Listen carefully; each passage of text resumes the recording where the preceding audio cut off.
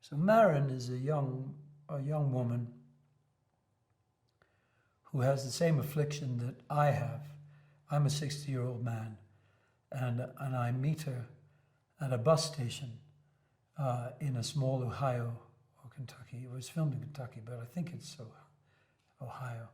Well, they're very close anyway. And I meet her in the night when she's waiting for a Greyhound bus.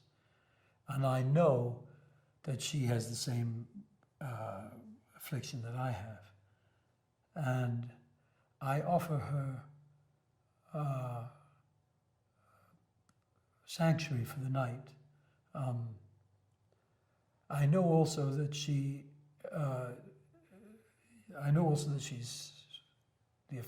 hungry.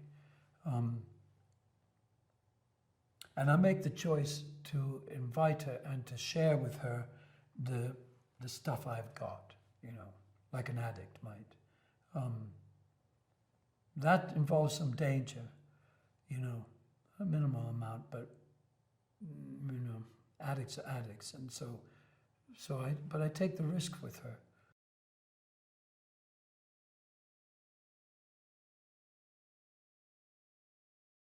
She's brought herself to the role, She just brought herself, which is, I was hearing Leah Seydoux speak about that yesterday. She doesn't believe in acting, doesn't think of herself as an actress. She just brings herself. And that's a very true aspect of it, Even if you change the way you speak or the way you look or the way your face moves, essentially it's still you, It's still you. That's what's wanted. As much of you as possible that can be present. And she brought that very presently. You can read her thoughts in the camera very beautifully. Interestingly on set, I didn't always know what she was thinking or doing. And that was nice. And I seen her on the film, that was really nice. I'm a stage actor primarily, so I'm used to being able to really see and read, but because there's people 45 feet away or 50 feet away who needs to hear us or see us. And she was very private, as you would expect with that character.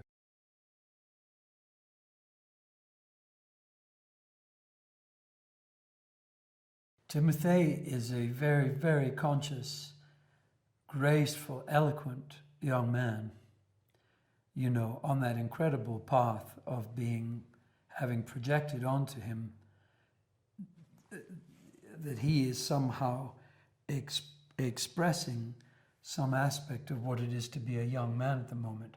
And that is a very, very powerful thing, I don't know about America, but in England, the highest killer of young men up to the age 25 is suicide. Young men are having a hell of a time at the moment. He said in Venice yesterday, to be young is to be criticized.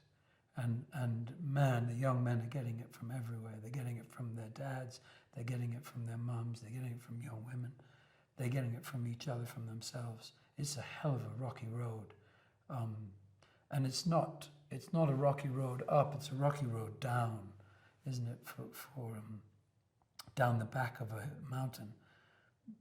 Coming down, being a young man who loved to climb trees, and often found myself easily up a tree, and then realized, I'd forgotten that it's harder to climb down a tree than up. Coming down is quite a thing. So yeah, he's very committed. He knows film backwards. He's very loyal to Luca, who gave him his first job. He's a producer on this film and had a very positive effect on this film.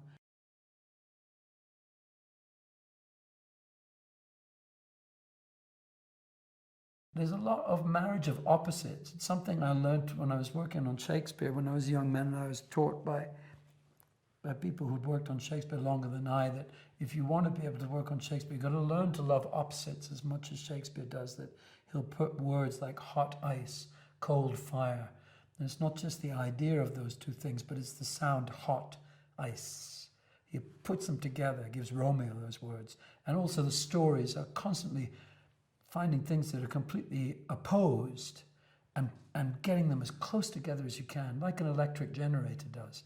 and that's what makes the story explosive. So the tenderness and the moral code and the rules of these very, very violent and dangerous people is very disturbing. I think that might be why it's entering people's dreams.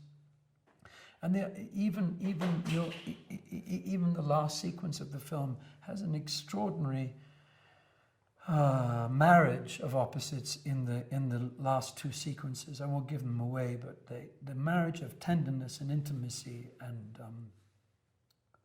violence and horror is very, very classical, I'd say.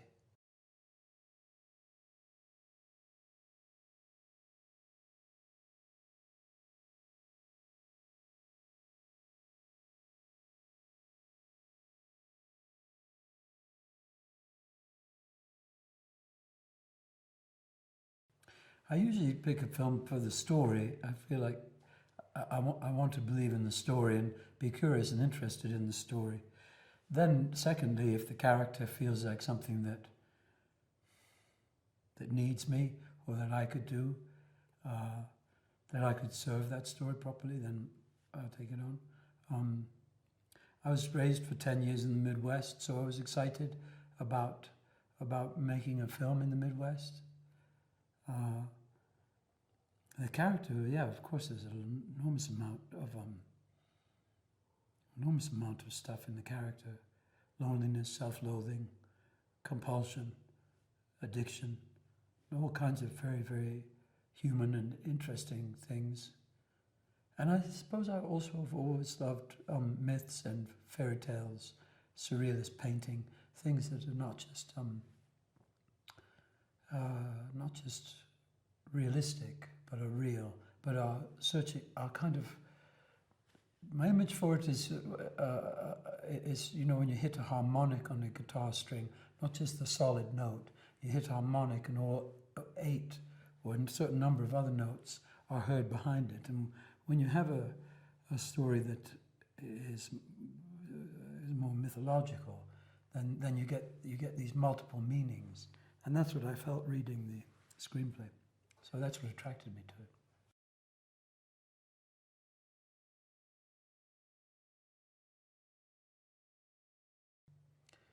I've never been in a film which I've met so many people who have dreamt about it the next night, dreamt about my character, dreamt about the film.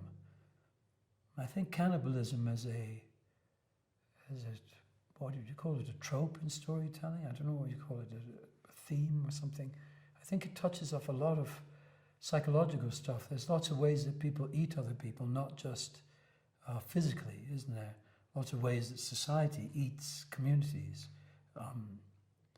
and communities eat individuals and all that. So it's got a lot of resonance.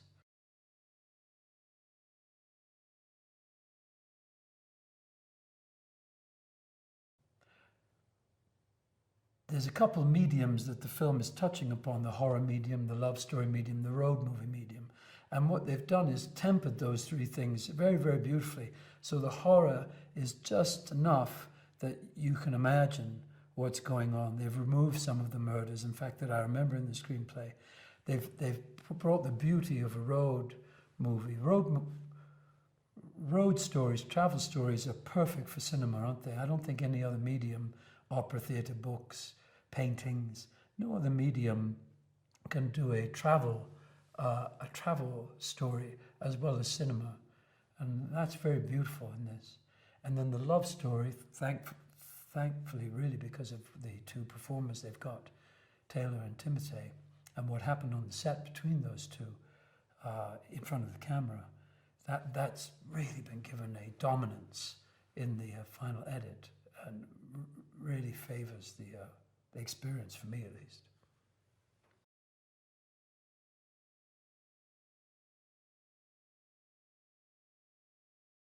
As we talked more and more, I got a different understanding of this character maybe being like an artist. That one of the ways he'd survived this affliction was to make it into something beautiful, for all its horror, to make it into something that had a care and a concern in terms of his victims being remembered, at least, that they weren't just trashed and thrown away, that he saved things and carried around something of them.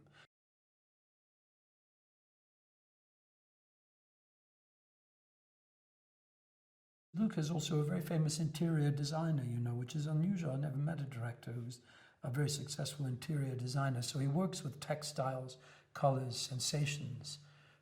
He's not just driven by ideas and stories and concepts. He's working all the time with the whole body of life, with the physical as well as other things. So that was a good clue for me. It was not, and I must say, watching the other performances too, many people I know, Michael Stuhlbarg, the two young actors playing the leads, Timothy and Taylor, myself, he's brought very sensual performances out of us.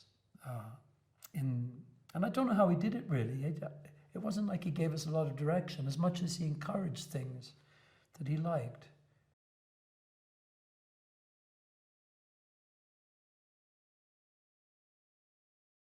He let things happen quite a lot. But in the editing and what he encouraged from us. So he gave things to me like these hens, these Cornish hens that I'm feeding her. And he showed me how to flatten them, like you do if you a particular kind of way of treating a chicken or a duck or something. You flatten them down to cook them. He would give me certain things like that, a very sensual thing.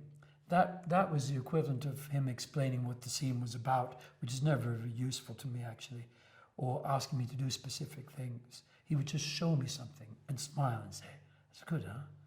And so I'd say, "Yeah, that is good, yeah."